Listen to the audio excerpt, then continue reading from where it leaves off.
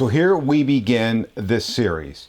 You heard in the introduction video that when Angel and I were talking of my question. My question being, okay, I heard the Hittite civilization was discovered in the 1870s, but yet this monumental thing happened in 1955. Based on that discovery, why did it take almost 80 years for that to happen? I wanted to know that answer, and that's what I embarked upon to do that. So, like I said, the discovery of the Hittite civilization pretty much set in stone, and you're going to see some variations on that, but it's 1876. But it resulted in a 1955 understanding of the Pentateuch that was previously unknown. This is a big deal. This video is laying that groundwork for that understanding that you're going to get in the video following. This just lays the groundwork. Hopefully answers some questions. Questions like I had. Why this and why that? What happened in between? This is going to answer that. But that next video is actually going to show you the implications of this and what it truly means. And so my question was, why did it take 80 years to come to this understanding? This video really right here is the beginning of a very special journey. Stay with us on this journey. You're going to learn, oh, by the way, Angel and I have been talking about this. We didn't say this in the introduction, though we kind of thought about it. How many videos is this going to be? I don't know. It's going to be done when it's done. So, stand by. You're going to learn something here, by the way, in this video series, that the individual explorers, the archaeologists who are out there unearthing and discovering these things, had no idea what their discovery actually meant. They thought the big deal of their discovery was, whoa, we found the lost nation of the Hittites. Yes, you did, and that was a big deal, but its meaning and what we learned on those documents, those clay tablets, whenever you think of clay tablets, think of documents, think of paper. Let me just think of just a piece of paper, because what is a piece of paper with text on it to us today was a kind of a heavy stone tablet to them. And how we treat paper today, when we tear something up perhaps to signify it's null and void, how do they do that with a clay tablet? Stand by for that. So, like I said, they had no idea what their discovery meant. So the discovery of the Hittites and their writings, to me, this is really far more significant and interesting than just this grand archaeological discovery, because there's a meaning behind it. The archaeological discovery, like I said, is important, but there's a meaning behind it. So this meaning, when the Hittites, once, I want to say, properly understood, this will influence how you read the Pentateuch. This will influence how you look at the New Testament. This will influence everything. Let me say this. The actions of Moses, God, and the nation of Israel in the Pentateuch, all these actions we see them doing, they're all purposeful, they're legal, and they're binding actions within a predefined framework that we didn't know about until 1955. That's when I said, you'll never read the Pentateuch the same way again. Now the shattering, which you're going to see here coming up in a video following this one by Angel, probably one or two videos, but the shattering of the tablets. Remember what I said, when you think of tablets, it's just a piece of paper, and that action I did of tearing it up. The shattering of the tablets not only delivers a death blow to the theological foundation of Seventh-day Adventism, but it has a significant impact on the broader theological systems and many Bible student denominations, particularly the realm of practical theology, meaning your everyday life. You're going to see in this video the discovery of the Hittites leading up to the eventual translation of their works and all the interesting things that happened in between. This video now is going to be followed by one from Angel, where he's going to pick it up in 1955 after we started understanding the Hittite translations. So let's start here. Prior to 1871, these 55 words you see in this German book were all we knew about the Hittites. That's it right there. Just a simple explanation.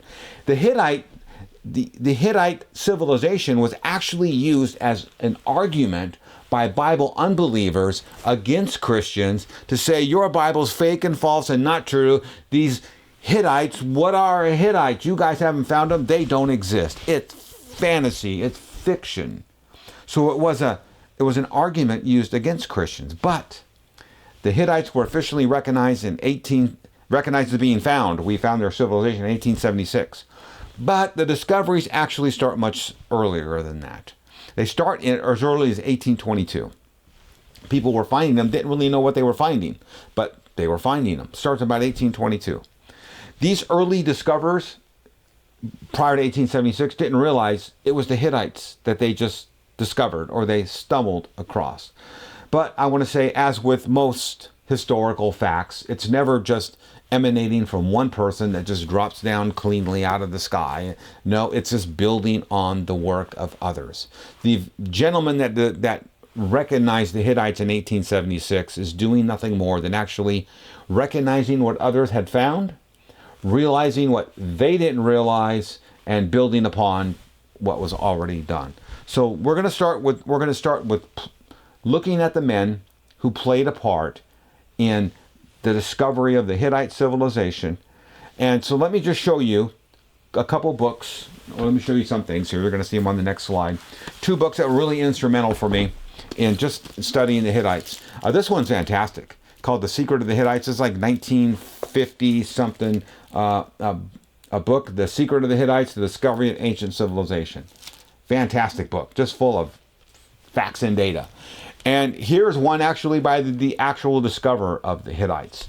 And it's called The Hittites, The Story of a Forgotten Empire. A.H. It's Archibald Seiss. He was an Englishman, archaeologist, and this book is likewise fantastic. Read other books. Some of these you're going to see in Angel's video, because Angel is going to start here with this 1955 booklet by George Mendenhall, and others that I read, on the tablets, and the whole process that Angel's going to be sharing with you are in some of these other books that I've read here. So there are those two books that I thought were just instrumental. The other ones, well, they were useful, but these were the two that I read the most. And by the way, you can find it here referenced in Signs of the Times in 1960. There's the very book that I just held up, and Adventists are saying, hey, it's an interesting student of Bible history. It throws light on Bible history. Yes, it does throw light on Bible history. Here is the actual city of Hattusha. This is the capital of the Hittite Empire, now that it's been excavated, which I think is just phenomenal. So let me just say this before I start with that. Right behind me here over my shoulder is a stone female. It might be hard to see. This is actually a Hittite artifact, an actual artifact, going back to about 2000 BC. It's the fertility goddess Astera. So with the discovery of the Hittites came artifacts.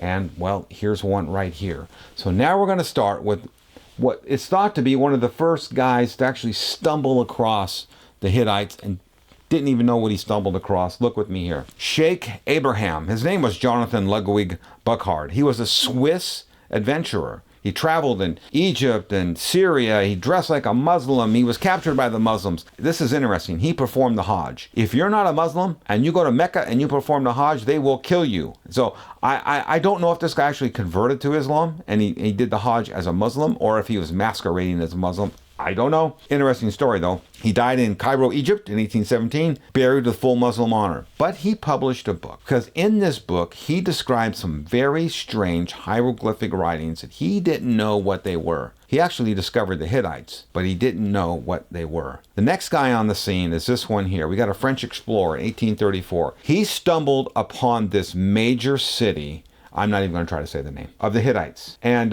he thought it was whatever this city was. He didn't know, but he goes, this thing's huge.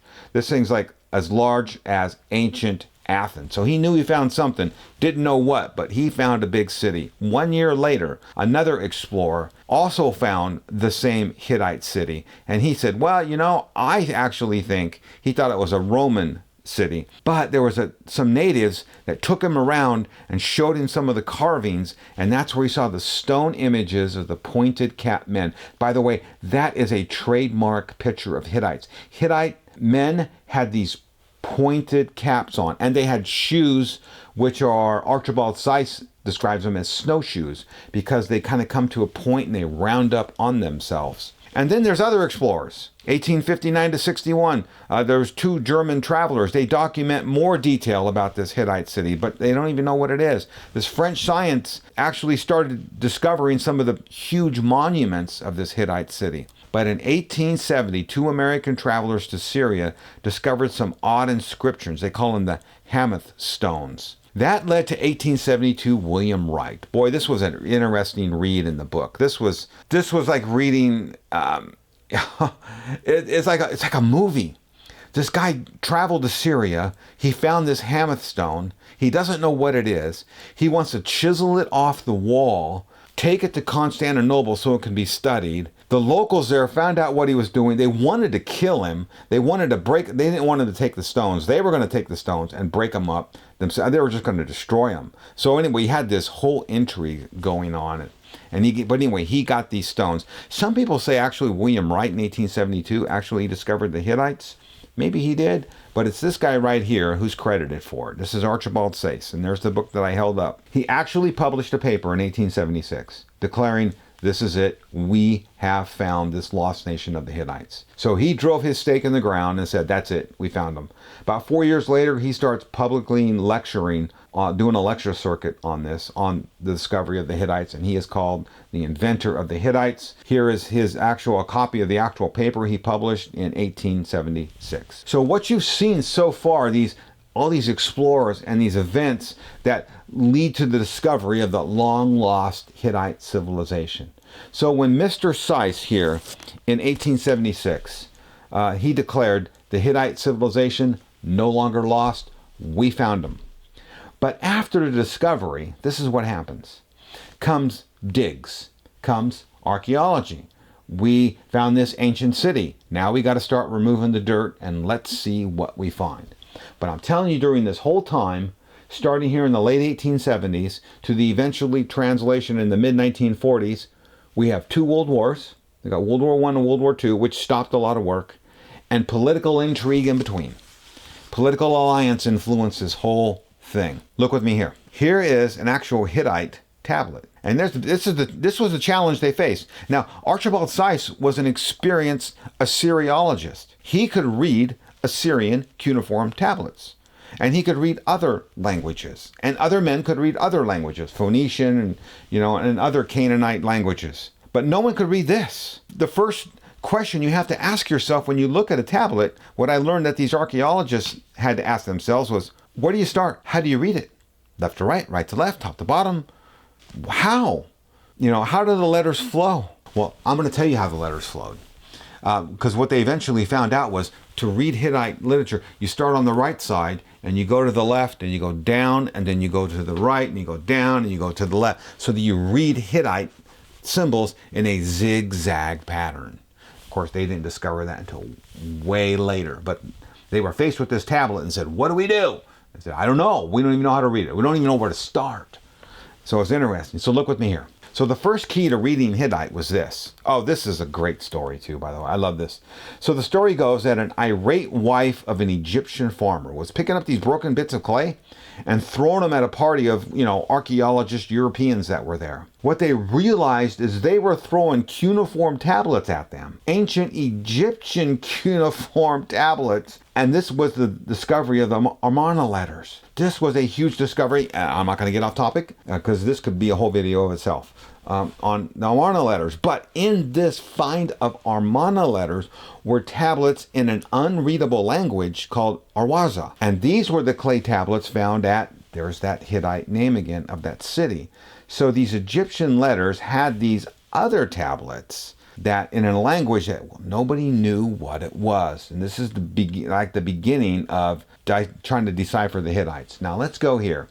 We're going to go to 1906. Look with me here. Hugo Winkler, 1906, leads an expedition to the Hittite city now that has been found. And he's German and Turkish governments were aligned prior to World War I. So we got to do a little history here.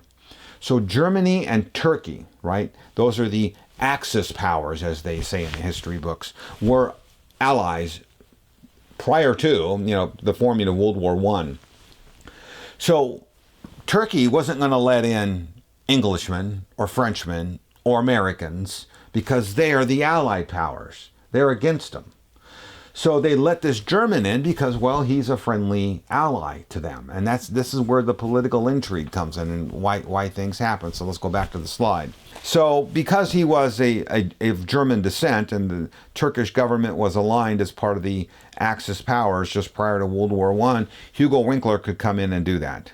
Like I said, Englishmen, not allowed. Deutsche Bank in Germany, in a gesture of goodwill, wanted to build and actually built what they call the Berlin to Baghdad Railway. So they started laying track in the desert. Now, this archaeologist, as you can see here in my notes, he was often described by many as he was just a jerk. He was, as they said, skilled at making enemies. He couldn't make any friends, but boy, he sure made a lot of people mad. But know what he did? He discovered all the political correspondence of the entire Hittite Empire. He found the archive vault. Now, in other words, he found the library. 10,000 plus cuneiform tablets. He actually discovered a copy of something that in history we knew existed but did not find, and that is a treaty between this Hittite king and Ramses II. Because we know it existed because we found it in Egypt. It's carved on the side of a wall in Egypt, but we never found the Hittite treaty until he found it. Now, he was able to read much of what he found, except for the Hittite. He was able to read the other languages because he knew other languages, but he couldn't read those Arzawa, those Hittite languages.